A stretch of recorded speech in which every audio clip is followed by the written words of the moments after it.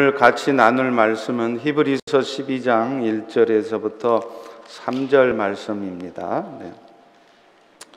우리 짧은 3절이니까 함께 합독해서 같이 한번 읽겠습니다.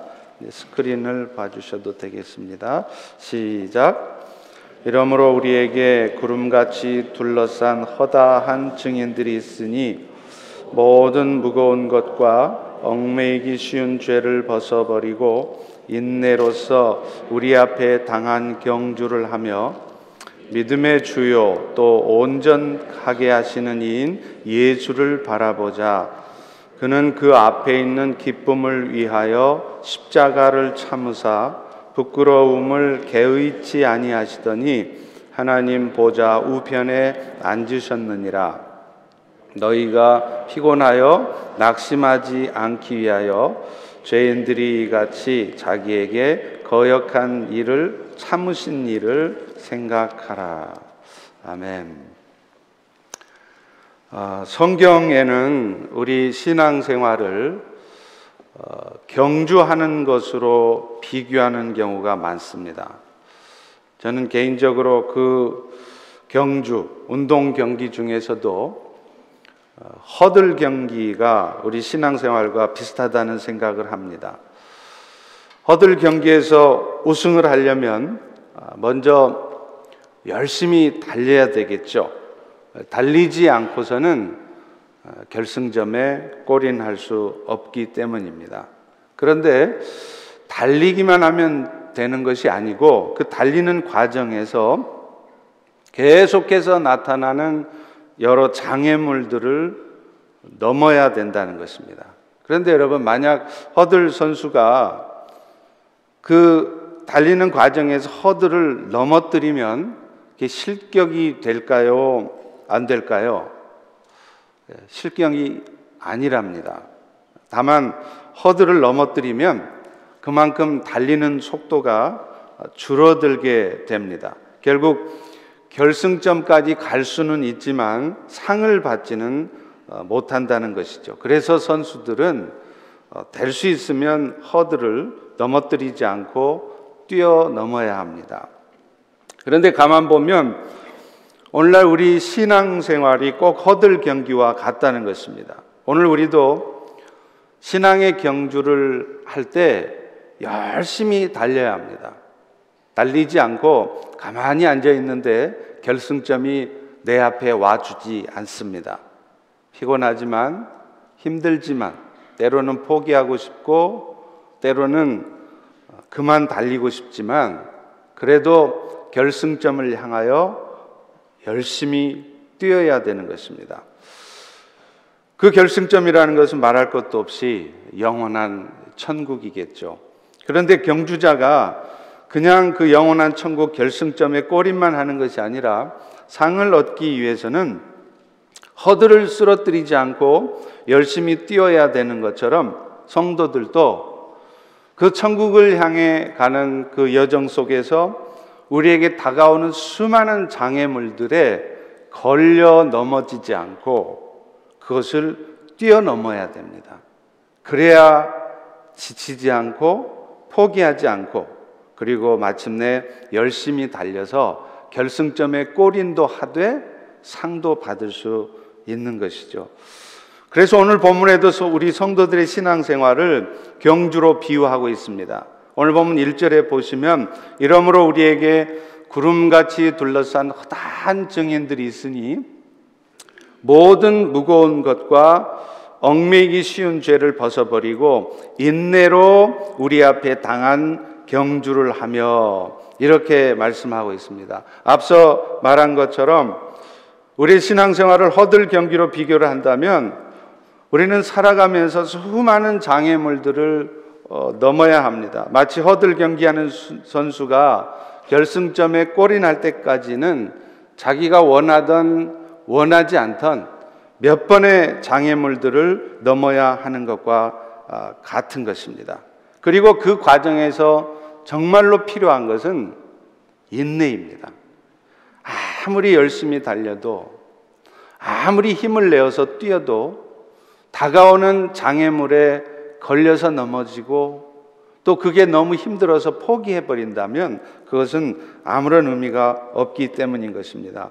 그렇다면 우리의 신앙생활에 나타날 수 있는 장애물이라는 것은 도대체 어떤 것이 있을까요? 오늘 본문은 그것을 두 가지로 말씀을 하고 있습니다. 뭐라 그러냐면 모든 무거운 것과 얽매이기 쉬운 죄라는 것이죠. 우리 성도들의 인생에도 살아가면서 반드시 지어야 되는 무거운 짐들이 있습니다. 내가 원하든 원하지 않든 나를 앞으로 나가게 하는데 방해가 되는, 나를 주저앉히는 그런 무거운 짐들이 다 있습니다. 오늘 본문에 무거운 것이라고 쓴 단어가 헬라어는요, 옹콘이라는 단어예요. 근데 이 옹콘이라는 단어의 뜻이 뭐냐면 운동선수가 운동을 하는데 방해가 될 정도로 무거워진 체중을 얘기를 해요. 그 옹콘이라는 단어가. 그런데 한번 여러분 생각해 보세요. 만약 100m 허들 경기를 뛰어야 되는데 그 선수가 자기 몸도 가누지 못할 정도로 과체중이 나간다면, 체중이 많이 불어있다면 그 경기를 도대체 감당할 수 있겠습니까? 아마도 자신의 몸 자체가 신앙의 경주를 하는데 짐이요 장애물이 되겠죠. 그런데 사실은 우리 성도들의 신앙생활 가운데에도 알게 모르게 그 짐, 장애물들이 있다는 것입니다. 왜냐하면 오늘 지금 이 순간에도 사탄은 베드로전서 5장 8절처럼 우는 사자와 같이 두루 삼킬 자를 찾는다고 말씀하고 있기 때문에 그렇습니다. 사탄의 목표는 어차피 끝까지 붙들어 놓을 수 없다는 것을 뻔히 알면서도 우리 믿음의 성도들이 믿음의 경주를 할 때 그 결승점에 꼴이 나지 못하도록 계속 방해를 합니다. 그래서 그 사탄의 공격으로 말미암아서 우리 성도들은 그 믿음의 신앙생활 속에서 누구나 할 것 없이 자기가 지어야 되는 무거운 짐과 같은 십자가가 다 있다는 것이에요. 나만 있다고 생각할 것이 아닙니다. 모든 성도들의 삶에 다 십자가가 있습니다. 그런데 우리 하나님께서는 그런 사탄의 공격으로 말미암아서 우리 인생의, 우리 신앙의 과정 속에서 생겨진 그 무거운 짐과 같은 것들이 결국에는 하나님의 뜻이 이루어지도록 사용하셔서 그것이 합력해서 선을 이룰 수 있도록 하시는 분이시라는 것입니다. 사실 요셉이 그렇지 않습니까? 요셉은 그저 아버지 이쁨 받고 꿈 얘기한 것밖에는 잘못한 게 없습니다. 그런데 사탄은 그런 요셉을 형제들로 하여금 시기하게 만들고 또 결국은 그래서 그 요셉을 죽이고자 하게 만드는 것입니다. 그런데 그 요셉의 형들은 그런 사탄의 공격을, 그 교묘한 전략을 눈치를 채지를 못해요. 그래서 사탄의 종노릇 하듯이 요셉을 죽이려고 했다가 결국에는 마침내 애굽으로 가는 상인들에게 팔아버리지 않습니까? 그것 때문에 요셉은 겪어도 되지 않을 그런 고통스러운 삶을 젊은 시절에 보냈습니다. 그것뿐입니까? 요셉의 종으로 가서도 자기 주인인 보디발의 아내가 자기를 유혹하는 것을 요셉은 정말 순전한 마음으로, 하나님을 생각하는 마음으로, 내가 하나님의 사람인데, 하나님의 이름을 나타내야 되는 사람인데 내가 저 보디발의 아내 유혹에 넘어가서 타협을 하면 되겠는가 하고 믿음으로 결단하고 그런 유혹을 거절하지 않습니까? 그러면 사실 하나님이 살아계시다면 마땅히 그런 요셉에게 상이 돌아가야 될 것입니다. 그런데 그 요셉에게는 상이 돌아가지 않았습니다. 그것 때문에 오히려 억울한 옥살이를 하게 되었죠. 사실 오늘 우리의 성도들의 삶에도 그런 경우들이 있습니다. 내가 당하지 않아도 될 고통스러운 삶의 여정들, 심지어는 나는 분명히 하나님을 기뻐하게 하는 그런 삶을 살았다고 생각하는데 때로는 그것 때문에 더 억울한 누명을 쓰기도 하고 오해를 받기도 하고 핍박을 받기도 하는 것입니다. 마치 요셉이 그랬던 것처럼요. 물론 우리의 삶에 다가오는 모든 고통스러운 것이 항상 그렇게 억울한 일만 있는 것은 아니겠죠. 하나님께서 우리의 연약함을 돌아볼 수 있도록, 우리의 부족함을 채워줄 수 있도록 하나님께서 우리에게 주신 것일 수도 있습니다. 그러나 꼭 그런 것만은 아니라는 것이죠. 요셉의 경우처럼 말이죠. 그럴 때 그 요셉은 그 인생의 무거운 짐 때문에 얼마나 고통스러웠겠습니까? 한번 여러분 상상해 보세요. 어려서부터 부모를 떠나서 구덩이에 갇혀서 곧 죽게 생겼다가 기적같이 구출을 받았지만 또 애굽의 종으로 팔려가서 죽어라고 고생하고 하나님을 기쁘시게 하는 마음으로 말씀대로 순종했더니 그것 때문에 복을 받는 것이 아니라 억울한 누명을 쓰고 감옥살이 할 때 여러분 어떤 마음이 들었겠냐는 거예요. 아마 여러분 같았으면 진작 신앙을 포기하고 싶었을 것입니다. 진즉 하나님을 포기하고 싶었을 것입니다. 만약 하나님이 살아계신다면, 하나님이 계신 것이 맞다면 왜 나는 이런 억울한 일을 겪어야 하고 이 고통스러운 삶을 살아야 하는지 저는 이해가 되지 않습니다 하고 하나님을 원망했을 것 같아요. 그런데 성경에 나타나는 요셉의 모습은 하나님을 원망하지 않습니다. 이해할 수 없고 받아들일 수 없었겠지만 요셉은 그것조차도 하나님께서 하신 일로 알고 그 상황을 다 받아들여요. 그런데 그렇게 됐을 때 나중에 결국 어떻게 됩니까? 여러분이 너무나 그 결말을 잘 알지 않습니까? 억울한 누명을 쓰고 감옥에 갇힌 그 일 때문에 그것이 오히려 전화위복이 되어서 요셉은 애굽을 다스리는 바로왕 바로 밑에 가장 높은 총리가 되는 것입니다. 총리가 되는 것이 중요한 것이 아니고 애굽의 총리가 되었기 때문에 야곱은 하나님의 약속이 자기를 통해서 이루어지게 하신 거예요. 그래서 요셉의 을 통해서 하나님의 약속이 이루어지게 하시는 것입니다. 하나님은 이미 오래전에 아브라함에게 약속하셨어요. 내가 너를 하늘의 수많은 별과 바다의 모래와 같은 큰 민족을 만들 것이다. 그런데 하나님은 요셉이 그 고통을 당하는 그 과정을 통해서, 그렇지만 결국에는 그것 때문에 요셉이 애굽의 총리가 됨으로 해서 야곱의 가족들이 그 애굽에 내려와서 하나님이 약속하신 것처럼 큰 민족이 이루어지게 하셨다는 것이죠.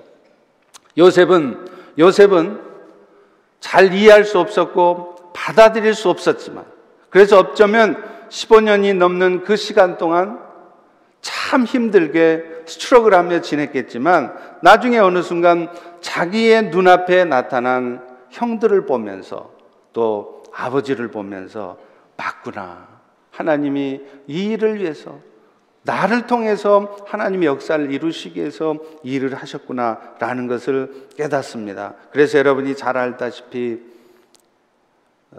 요셉의 형들이 자기들이 요셉을 그렇게 한 것을 너무나 잘 알았기 때문에 그 바로 다음 가는 총리 앞에서 벌벌벌 떨고 있을 때 요셉이 창세기 45장 6절에 보면 이렇게 말합니다.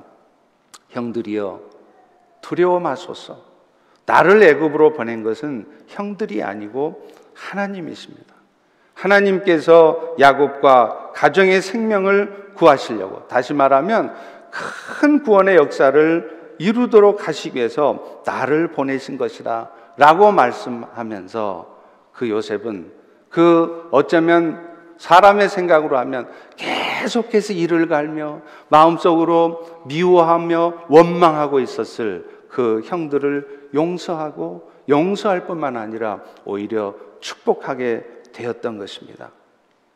이것은 바로 우리 인생에 비록 무거운 짐을 허락하시지만 그 무거운 짐을 통해서 하나님의 선하신 뜻을 이루시는 그런 하나님의 역사가 있다는 것을 우리에게 말하는 것이죠. 또 하나님은요, 그런 사탄의 공격으로 말미암아 생겨진 그 무거운 짐과 같은 그런 방해물을 통해서 우리를 더 온전한 그리스도인으로 세우신다는 겁니다. 여러분, 새 제왕인 독수리가 왜 새 제왕이라고 하겠습니까?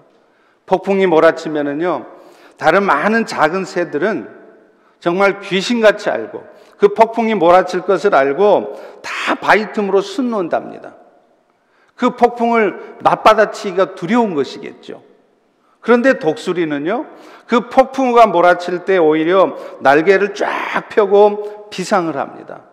그래서 폭풍에 휘말리지도 않고 또 폭풍이 무섭다고 두렵다고 숨어들면서 피하지도 않고요, 그 폭풍을 맞받아쳐서 오히려 그 폭풍을 타고 비상한다는 거예요. 그래서 어느 새도 도달하지 못하는 높은 곳까지 올라가서 세상 전체를 관망하며 그렇게 있을 수 있다는 것이죠. 이게 바로 독수리가 새 제왕인 이유입니다. 그런데 독수리가 그런 폭풍우가 몰아쳐도 그것을 타고 오히려 비상할 수 있게 되는 것은 새끼 독수리 때부터 받은 훈련 덕분이라는 것이죠. 저도 잘 모르겠습니다만은 이 조류학자들이 그런 얘기를 해요. 어미 독수리는 이 새끼 독수리를 훈련을 시킬 때요, 이게 난 지 얼마 되지 않은 새끼 독수리라 할지라도 날개에 그래서 깃털조차 온전하지 않는 새끼들을 둥지 밖으로 밀어내버린다는 거예요. 그러면 하는 수 없이 절벽 아래로 떨어지겠죠? 그러면 그 새끼가 안 떨어지게 하려고 어미 독수리는 쉥 하고 날아서 그 새끼를 받아채 올라가더라고요.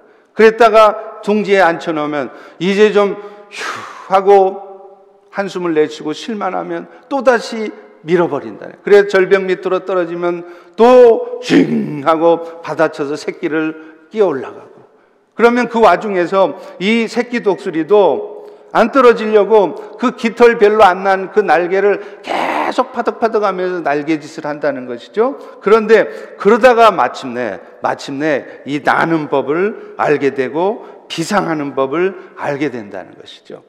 오늘날 우리 인생의 짐을 지어주시는 하나님의 마음도 그럴 것입니다. 하나님은 오늘 여러분들이 신앙의 경주를 해가면서 때로는 여러분이 원치도 않고 왜 나는 이런 일을 겪어야 하는지, 왜 나만 이런 고통스러운 삶의 과정을 겪어야 하는지 때로는 하나님조차 원망스러우실 때가 있을 것입니다. 그러나 우리 하나님께서 그걸 모르시는 바가 아니라는 거예요. 마치 독수리가 새 제왕이 되도록 하기 위하여 새끼 때부터 훈련을 하듯이 그런 신앙의 장애물들을 통과하면서 우리의 신앙이 자라도록 하기 위함인 것입니다. 그래서 더 믿음이 체질화되고, 그래서 정말 더 큰 사탄의 역사 앞에서도 쉽게 좌절하거나 쉽게 실망하는 것이 아니라, 쉽게 염려하고 두려워하고 무너지는 사람이 아니라, 어떤 신앙의 위기 앞에서도, 어떤 인생의 폭풍 같은 그 위기 앞에서도 오히려 믿음으로 비상하는 그런 믿음의 사람이 되도록 하기 위해서 하나님은 우리 인생의 그런 무거운 인생의 짐을 허락하시는 것입니다. 그 짐이 오늘 여러분들에게는, 오늘 여러분 중에 누구에게는 그것이 자녀의 짐일 수 있습니다. 어쩌면 평생을 그 자녀를 십자가처럼 지고 가야 될 그런 분들도 있을 거예요. 어떤 분들은 일시적이긴 하겠지만 재정적인 어려움 혹은 건강의 어려움들도 있을 것입니다. 그러나 모든 우리 성도들의 삶에 그 모든 무거운 짐, 우리가 인내함으로 신앙생활을 이겨내 나가도록 하는데 방해가 되는 그런 무거운 짐, 정말 십자가와 같은 그런 무거운 짐이 있다는 것을, 누구에게나 다 있다는 것을 아셔야 합니다. 그러나 우리 하나님은 결국에는 그것이 우리로 하여금 영혼 구원의 역사를 이루어지도록 사용되게 할 것이고, 또 그 일을 위해서라도 우리가 더 온전한 모습이 되도록 하실 것입니다. 또 오늘 본문은 우리 신앙생활 가운데 또 하나의 무거운 짐, 방해물이 있다고 그랬죠. 그게 뭐냐면 얽매이기 쉬운 죄라는 것입니다. 이 본문의 얽매이기 쉬운 죄라는 이 부분이 헬라어로 하면 유페리스타톤 하마르티안이라고 합니다. 이 뜻이 뭐냐면 그대로 직역을 하자면요, 주변에 위치한 죄라는 뜻이에요. 그러니까 얽매이기 쉬운 죄라는 게 뭐냐면 주변에 널려 있어서 쉽게 빠질 수 있는 함정이라 그런 뜻이죠. 사실 오늘날 우리는 살아가면서 수도 없는 사탄의 공격, 또 죄의 유혹을 받습니다. 그런데 문제는요, 우리가 정말 영적인 분별력을 가지고 정신 차리지 않으면 그것이 함정인 줄을 모른다는 거예요. 그래서 자신은 지금 죄에 빠져 있는데 자기가 지금 죄에 빠져 있는지 빠져 있지 않는지조차 모른다는 것이죠. 어제 우리 홍원기 목사님도 그런 말씀을 주셨지 않습니까?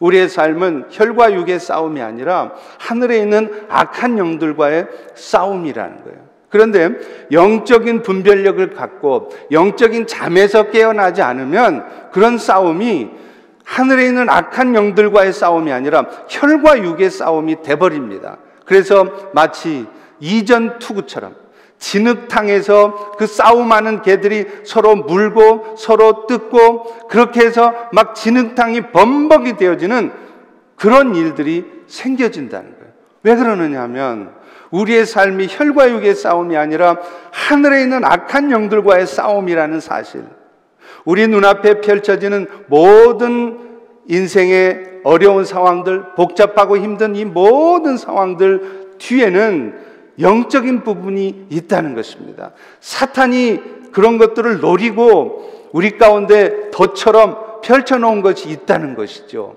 그런데 우리는 그런 영적 분별력을 갖지 않으면, 다시 말하면 깨어서 기도하지 않으면 그런 것을 분별을 못하는 거예요. 그래서 자기도 모르게 그 이전 투구에 빠지고 자기도 모르게 그 죄의 함정, 덫에 걸려서 그 어둠에 빠져 있게 된다는 것입니다. 앞서 말한 베드로전서 5장 8절의 말씀 중에 근신하고 깨어있으라 그러잖아요. 사실 이 말씀도 깨어있으라는 이 말씀이요, 영적으로만 깨어있으라는 말이 아닙니다. 육적으로도 깨어있으라는 말이에요. 여러분, 실제로 그렇습니다. 제가 목회를 하면서요, 강단에서 하나님의 말씀을 선포를 하잖아요. 그러면 어떤 분들은요, 가끔 너무 피곤해서 잠깐 졸기도 하고 그럴 수 있습니다. 그런데 참 신기해요. 어떤 분들은요, 하여튼 말씀이 시작되기만 하면 그때부터 졸기 시작해요. 그래서 말씀이 딱 끝나면 신기하게 알아차리고 또 딱 깨요. 여러분, 제 경험상으로 보면 그분은요, 틀림없이 영적인 문제가 있는 분입니다. 그냥 육신이 피곤해서 그러는 거 아니에요. 영적인 공격에 지금 사로잡혀 있는 사람이에요. 그런데 본인은 그걸 몰라요. 그냥 내가 지금 피곤해서 그런갑다, 좀 잠을 좀 많이 자면 괜찮나, 천만의 말씀이에요. 잠을 10시간을 자고 나와도 똑같이 좋습니다. 그게 뭐냐면 영적인 공격이에요. 그런데 정작 본인은 몰라요. 사탄이 왜 그러느냐, 하나님의 말씀을 못 듣게 하는 거예요. 길가에 뿌려진 그 씨앗처럼, 새가 와서 그래서 그 씨앗을 물고 가버리는 것처럼 하나님의 말씀을 못 듣게 만드는 겁니다. 그래서 참 교묘합니다. 이것이 뭘 의미할까요? 영적인 공격이 있다는 거예요. 그래서 사탄은 그런 일들을 통해서 우리도 모르게 그런 그 죄에 빠지게 한다는 것입니다. 물론 우리 성도들에게 있어서 죄라고 하는 것은 그 죄가 우리를 결국은 영원한 사망에 몰아넣지는 못합니다. 왜냐하면 우리 주님께서 이미 십자가의 죽으심을 통하여 택함을 받은 성도, 하나님의 은혜가 이미 임한 성도들의 죄에 대한 모든 대가를 이미 다 치러주셨기 때문입니다. 그러나 그럼에도 불구하고 우리가 일상적으로 짓는 죄에 대해서 영적인 분별력을 갖지 않으면 우리는 쉽게 빠지게 되고, 그러면 그 죄로 말미암아서 우리의 삶은 곤고해질 수밖에 없다는 거예요. 왜냐하면 그 죄가 우리와 하나님 사이를 가로막고 있기 때문입니다. 그래서 어떤 분들의 경우에는 인생에 계속해서 고난이 있고 어려움이 있어요. 성도들 중에서도요. 그런데 정작 본인은 자기 인생에 다가오는 이 계속되는 이 고난이, 이 어려움들이 죄 때문이라는 사실을 분별을 못하는 거예요. 그래서 고통스러워하면서 힘들어하면서, 그러면서 때로는 하나님을 원망하면서 그렇게 계속 힘들게 살아가는 거예요. 그런데 그럴 경우 보면 대개의 경우에 죄가 있습니다. 하나님 앞에 해결되지 않은 죄가 있기 때문에 그래요. 얽매이기 쉬운 죄, 쉽게 빠질 수 있는 그 죄에 빠져 있으면서도 자기는 죄에 빠져 있는 줄을 몰라요. 자기는 지금 어둠에 사로잡혀서 사탄의 종로를 타고 있는 것을 모릅니다. 그래서 그 죄 때문에 결국에는 계속해서 인생의 어려움이 계속되는 것이죠. 어느 자매님이 그렇게 기도를 해도 기도의 응답이 안 되더래요. 그래서 하루는 정말 금식 기도하면서 기도원에 가서 금식하며 기도했더니 하나님이 성령을 통하여 말씀하시다는 거예요. 네가 네 남편을 그렇게 용서하지 않고 미워하고 있는데 내가 어떻게 너의 기도를 들어줄 수 있겠니? 여러분, 죄라는 것이 무슨 살인하고 도적질하고 간음하고 그것만이 죄가 아닙니다. 믿음으로 살지 않는 모든 것이 다 죄라고 말씀하고 있어요. 믿음으로 살다 보면 때로는 속상하고 때로는 사랑하고 싶지 않아도 사랑해야 될 때가 있습니다. 그런데 그런 말씀에 순종하지 못하고 믿음으로 반응하지 못해서 나는 어쩔 수 없다라고 말하지만 내 마음속에 어둠과 미움을 품고 살아간다면 그게 바로 죄라는 거예요. 그리고 그런 죄가 있는 사람은 아무리 기도해도 기도 응답이 안 됩니다. 왜냐하면 이사야 59장의 말씀처럼 내가 귀가 어두워서 듣지 못함도 아니요 내가 손이 짧아서 너희를 구원하지 못함도 아니요 죄가 너희와 나 사이를 가로막고 있느니라.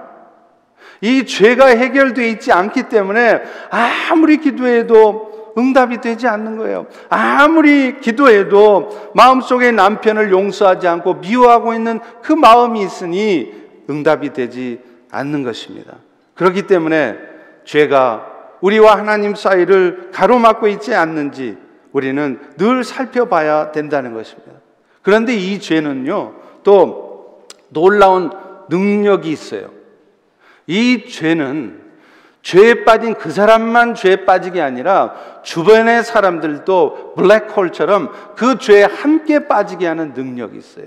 여러분, 첫사람이었던 아담과 하와가 에덴 동산에 살아갈 때 여러분 아시다시피 하와가 그 불순종의 독에 중독이 되지 않습니까? 하나님 앞에 불순종해서 죄를 범합니다. 그런데 그 죄를 범한 하와가 가장 먼저 한 것이 무엇입니까? 자기의 죄로 아담을 끌어들이는 거예요. 이게 죄의 능력이라는 거예요. 이게 사탄의 교묘한 전략이라는 것입니다. 그래서 함께 죄에 빠지도록 하는 거예요. 그리고 더 놀라운 것은 죄라고 하는 것은 좀처럼 그 죄에서 빠져나오지를 못하게 만든다. 그 죄를 감추기 위해서 또 다른 죄를 범해야 되고 또 그 죄악된 삶을 유지하게 하기 위해서 더 큰 죄를 범하도록 사탄이 그렇게 만드는 거예요. 여러분 창세기 12장에 보면 아브라함이 애굽으로 흉년을 피해서 내려갔을 때 그때 애굽의 바로왕이 자기 아내 사라를 탐낸다는 것을 뻔히 알면서도 아내라고 말하지 못하고 누이라고 속이지 않습니까? 그렇게 한 이유가 뭐예요? 바로왕이 결국에는 내 아내를 빼앗아 갈 텐데 만약에 내가 그의 남편이라고 하면 바로왕이 자기를 살려둘 것 같지가 않은 거예요. 그래서 아브라함은 죽는 게 두려워서 자기 아내한테 어떤 일이 일어날 줄 뻔히 알면서 내 아내가 아닙니다, 내 누이입니다 이렇게 속이지 않습니까? 그런데 여러분 아브라함이 왜 이런 죄를 범하게 될까요? 왜 이런 파렴치한 모습의 삶을 살게 될까요? 그 출발이 사실은 죄였습니다. 하나님은 아브라함에게 약속했죠. 내가 너를 가나안 땅을 축복의 땅으로 주노라. 하나님이 축복의 땅으로 준 가나안 땅이라면 그 땅에 잠깐 흉년이 든다 할지라도 그런 일들에 휘말리고, 그래서 하나님이 약속한 것을 던져버리고, 그래서는 안 되었던 것입니다. 그런데 아브라함은 어떻게 했습니까? 분명히 하나님이 약속한 땅이었는데 그 땅에도 흉년이 들자 그 흉년을 피하고자 애굽으로 내려갔지 않습니까? 그러니까 아브라함이 결국 애굽에 가서 자기 아내를 팔아먹는 이 죄를 지었던 출발이 뭐냐면, 믿음으로 하나님의 약속을 붙들지 못하고 자기의 사람의 생각으로 자기 인생에 다가오는 위기를 극복하고자 애굽으로 내려갔기 때문이에요. 하나님께서 약속하신 축복의 땅이라면 어떤 흉년이 오고 어떤 위기가 올지라도 하나님이 붙드시고 하나님이 이겨내 나가시게 하시고, 그래서 결국은 하나님의 뜻을 이루시고야 말 것이라는 그 믿음을 가지고 그 흉년을 견뎌냈다면, 오히려 아담은 그 일을 통해서 그 가나안 땅에서, 흉년이 임해 있는 그 가나안 땅에서도 하나님의 축복 가운데 있었을 것이며, 더더구나 애굽에 내려가서 그런 죄를 범하지 않아도 됐을 것입니다. 그런데 죄의 능력이라는 것은 한 번 죄에 빠지면 잠깐 영적인 눈을 뜨지 못해서 세상과 타협을 하고, 그 위기를 모면하기 위해서 세상과 타협하고 사탄과 타협을 하면, 여러분, 그 죄는 여러분을 그 한 번으로 머물게 하지 않습니다. 그러므로 오늘 여러분의 마음속에도 사탄이 계속 유혹해서 이것이 뻔히 죄인 줄 알면서, 이것이 나쁜 일이고 잘못된 것인 줄 알면서도 당장에 그것이 나에게 유익이 된다라고 생각하기 때문에 그것을 붙들고 타협하려고 하지 마십시오. 제가 경고합니다. 절대로 그 죄 하나로 끝나지 않습니다. 여러분은 그 작은 죄로 말미암아 더 큰 죄에 빠지게 될 것이고, 그것 때문에 여러분의 인생 전체가 돌이킬 수 없는 위험, 그런 상황에 빠질 수 있다는 것을 기억해야 돼요. 이것이 바로 죄의 능력인 것입니다. 그런데 여러분, 우리가 신앙생활 한다는 것은 이렇게 모든 무거운 것, 또 자칫 얽매이기 쉬운 죄를 벗어버리는 삶을 살아야 하는데, 문제는 이런 것들을 우리가 분별해서 그런 사탄의 유혹을 이겨내고, 또 하나님이 주신 그 인생의 무거운 짐, 십자가와 같은 짐을 지고 가면서도 원망하지 않고 어둠에 빠지지 않고 포기하지 않고 끝까지 제자의 길을 간다고 하는 것이 결코 쉽지 않다는 것입니다. 우리도 무거운 짐을 지고 때로는 얽매이기 쉬운 죄에 빠지지 않도록 분별하고 살아가야 되는 것, 그것이 그리스도의 삶이라는 것을 잘 알고 있습니다. 그런데 때로 우리는 그 무거운 짐이 두렵기만 해요. 왜 나만 이런 짐을 지어야 되는지 원망스럽고, 남편이 원망스럽고, 하나님이 원망스럽습니다. 또 나도 모르게 얽매이기 쉬운 죄에 쉽게 빠져요.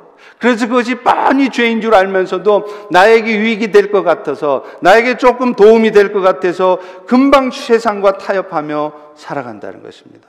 그래서 성경은 이렇게 말씀하고 있습니다. 우리 본문 2절을 다 같이 한번 읽어보도록 하겠습니다. 시작.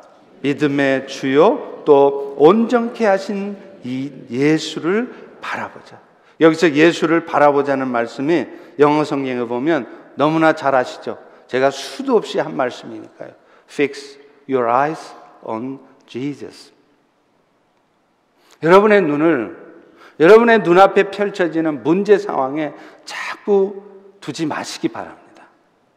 그런 문제 상황도 잘 분별하고 들여다봐야 그런 문제에 빠지지 않을 것 아니냐? 맞습니다. 그런 측면이 있습니다. 그런데요, 사탄은 그것을 오히려 역용합니다. 그래서 결국에는 그 문제 구덩이에 아예 푹 빠져버리게 만들어요. 그렇기 때문에 오히려 문제를 잘 살펴보는 것보다 여러분이 더 많은 시간을 투자하시고 더 자세히 들여다봐야 할 것은 예수입니다. 왜냐하면 그 예수는 우리들을 믿음으로 사람으로 살게 가게 하시고 또 우리를 정말로 온전케 하시는 분이시기 때문에 그래요. 여러분, 육상 경기를 하면서 가장 중요한 것은 옆 사람이 어디만큼 왔나 살펴보는 것이 아닙니다. 결승점을 놓치지 않는 거예요. 여러분, 그거 아세요? 이 육상 경기를 하다가 허들을 넘어뜨리는 거는 뭐 실격이 아닌데 금밟음의 실격이라네요. 뭐 저도 잘 모르겠습니다. 그런데 결승점을 보고 달리잖아요. 그러면 금밟지 않습니다. 옆으로 가지 않습니다. 그런데 옆 선수가 얼마만큼 왔나 하고 돌아보고 관중석에 우리 식구들이 나를 응원하러 왔나, 사람들이 나를 어떻게 쳐다보고 있나 하면서 관중석을 보면서 사람을 의식하고 주변 환경을 의식하면서 둘러보면 실격당하는 거예요. 결승점만을 보고 뛰면 절대로 실격당하지 않고 끝까지 골인할 수 있습니다. 그 결승점, 우리 신앙생활의 목표이신 분 예수 그리스도라는 거예요. 그런데 그분은 우리에게 믿음을 가져다 주실 뿐만 아니라 그 믿음으로 말미암아 우리를 온전케 하신다는 거예요. 여기 믿음의 주인 할 때 그 주인이라는 단어가 헬라어로는 아르케곤이라는 단어를 쓰거든요. 근데 이 아르케곤이라는 단어는 이 아르케라고 하는 동사에서 파생이 됐는데 이 아르케라는 단어의 뜻이 뭐냐면 지배하다 또는 시작하다라는 뜻이 있습니다. 바꿔 말하면 예수님은 우리에게 믿음을 시작하게 하는 분이고 예수님은 우리의 삶에 믿음이 지배하도록 만드시는 분이시라는 것입니다. 사실 믿음에는 두 가지 측면이 있지 않습니까? 구원을 얻게 하는 믿음이 있어요. 우리는 이미 너무 잘 알고 있듯이 우리 스스로의 힘으로는 절대 죄의 문제를 해결할 수 없습니다. 그래서 로마서 3장 20절의 말씀처럼 율법의 행위로는 그 앞에 의롭다 하심을 얻을 육체가 없나니 율법으로는 죄를 깨달을 뿐이니라. 그래서 하나님께서는 우리에게 성령을 통하여 성령의 인치심으로 말미암아 성령의 세례를 받게 하고 그 성령의 세례의 결과 우리 안에 예수의 영이 임할 때 우리의 눈이 영적인 눈이 띄어져서 예수가 보이고 예수가 믿어지게 하는 것입니다. 이것이 바로 믿음의 시작이에요. 그런데 이 믿음의 시작은 우리의 의지로 되는 것이 아니라 믿음의 주요 온전케 하시는 예수로 말미암아 되는 것입니다. 그런데 예수님은 우리에게 그렇게 믿음을 시작하게 했을 뿐만 아니라 우리로 하여금 더 믿음의 사람으로 살아갈 수 있도록 더 온전하게 하는 사람으로 살아갈 수 있도록 우리를 붙들어 주신다는 것입니다. 온전케 하시는 자. 다시 말하면 우리가 정말 믿음의 사람으로 살아갈 수 있도록, 그래서 어떤 신앙의 도전, 영적인 그런 삶에서 지치지 않고 무너지지 않고 믿음을 따라 살아갈 수 있도록 해주시는 분이 예수라는 거예요. 여러분, 여호수아서 보면 여호수아가 그 가나안의 정복전쟁의 첫 전쟁인 여리고성을 승리로 이끌 때 어떻게 했습니까? 그가 열심히 칼과 창으로 또 활을 잘 쏘아서 그렇게 해서 승리했나요? 아니었잖아요. 여러분이 아시다시피 여리고성을 뺑뺑뺑 돌았습니다. 왜 하나님은 하필 우리가 합리적인 생각으로 할 때 가질 수 있는 것처럼 이스라엘 백성들을 더 군사적으로 훈련시키고 그래서 창 잘 던지고 활 잘 쏘는 그런 정예 군사로 만들어서 여리고성을 점령하게 하지 않으셨을까요? 왜 말도 안 되는 방법인 여리고성을 뺑뺑뺑 도는 일들을 통해서 여리고성이 무너지게 했을까요? 저는 여기에는 하나님의 뜻이 있다고 봅니다. 우리의 신앙생활의 여정 속에서 우리가 나그네 살아가는 이 땅에서의 삶을 살아갈 때 우리를 궁극적인 승리로 이끄는 것은 우리의 노력이나 우리의 지식이나 우리의 경험이 아니라는 것을 철저히 깨닫게 하려는 거예요. 물론 그런 것들이 필요합니다. 그리고 그런 준비를 해야 됩니다. 그리고 하나님은 그런 준비를 하는 사람을 쓰시는 것은 분명히 맞습니다. 그러나 그것보다 먼저인 것은 무엇이냐면 끝까지 하나님을 신뢰하면서 하나님의 약속의 말씀을 붙들면서 그렇기 때문에 어떤 상황 속에서도 내 생각대로 하는 것이 아니라 하나님의 말씀대로 순종하는 사람들이 그 최종적인 승리를 얻는다는 것을 보여주시려는 거예요. 그래서 말도 안 되는 방법, 여리고성을 7바퀴를 돌게 하는 이 방법을 통해서 여리고성이 무너지게 했던 겁니다. 그럴 때 여호수아와 이스라엘 백성들은 어떻게 했나요? 아니 하나님, 이게 지금 말이 됩니까? 이렇게 해서 여리고성이 무너지겠습니까? 이런 방법으로 해서 하나님이 약속하신 것이 우리 가운데 이루어지겠어요? 하나님, 눈이 있으면 좀 보세요. 이렇게 해서 뭐가 된다는 겁니까? 우리 현실을 좀 보세요. 이렇게 말했을 것 같습니다. 그러나 여호수아는 그러지 않았습니다. 어떻게 했습니까? 하나님이 말씀하신 거라면 내 이성적인 판단으로는 도저히 이해가 되지 않지만 하나님이 말씀하신 것이라면 내가 아멘합니다 하고 그 말씀대로 순종해 갈 때 정말로 여리고성이 무너지지 않았습니까? 결국 그 궁극적인 승리를 경험하게 한 것은 믿음이었습니다.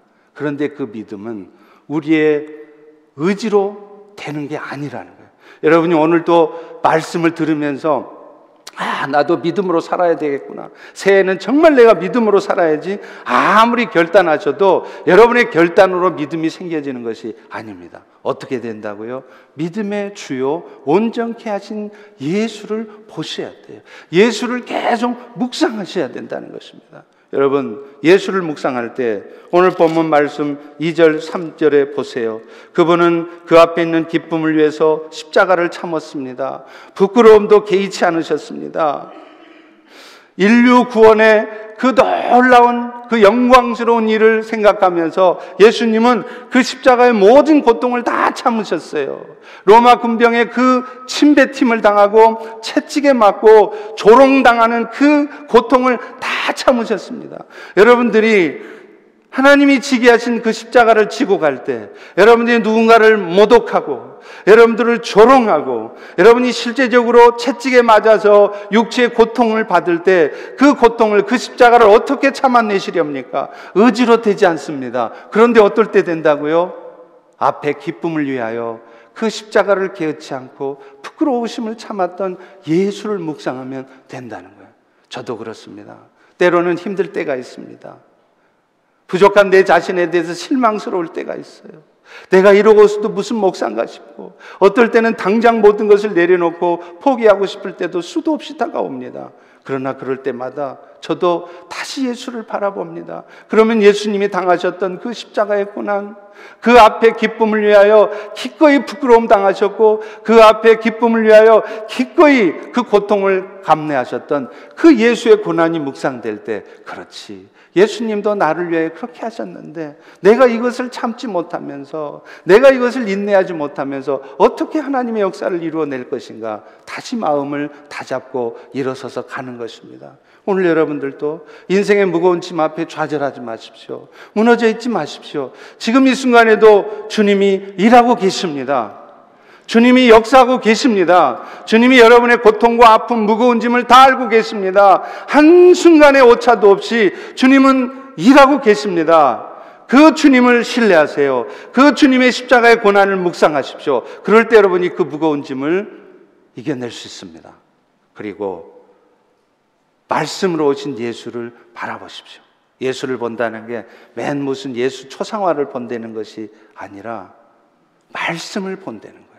말씀을 들으세요. 그러면 그 말씀이 여러분의 마음에 믿음으로 쌓입니다.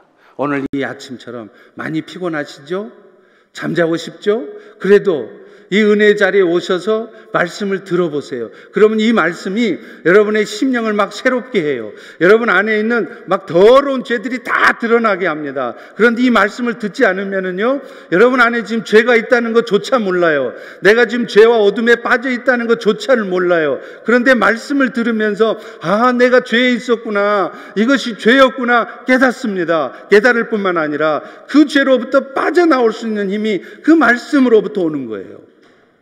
사랑하는 성도 여러분, 우리 인생은 얽매이기 쉬운 죄가 있고 무거운 십자가의 짐이 있습니다. 우리의 신앙은 그 무거운 짐과 얽매이기 쉬운 죄를 벗어버리고 그 짐을 지는 채로 가는 것이에요. 예수 믿는다고 행복하고 인생 다 잘 된다고 착각하지 마십시오. 절대로 그렇지 않습니다.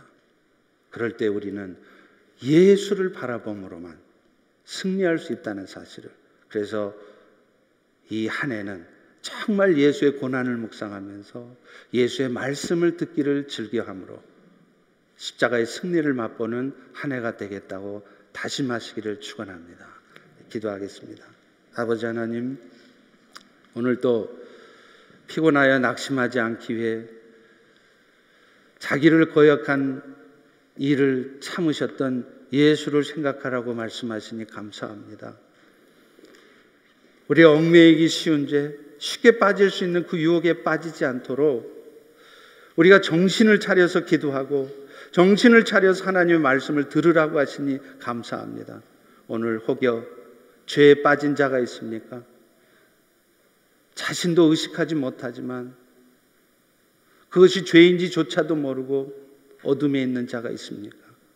이 시간 성령께서 찾아오셔서 우리의 마음에 죄된 부분들을, 나도 모르게 숨어져 있던 마음속 깊은 죄를 드러나게 하시고, 그래서 그 죄를 주님 앞에 내려놓을 때 놀라운 회복과 치유 역사가 있게 하여 주시옵소서. 이제 새해에는 그렇게 예수를 바라볼 때 늘 승리하는 우리가 되게 도와 주시옵소서. 예수님의 이름으로 기도합니다. 아멘. 우리 다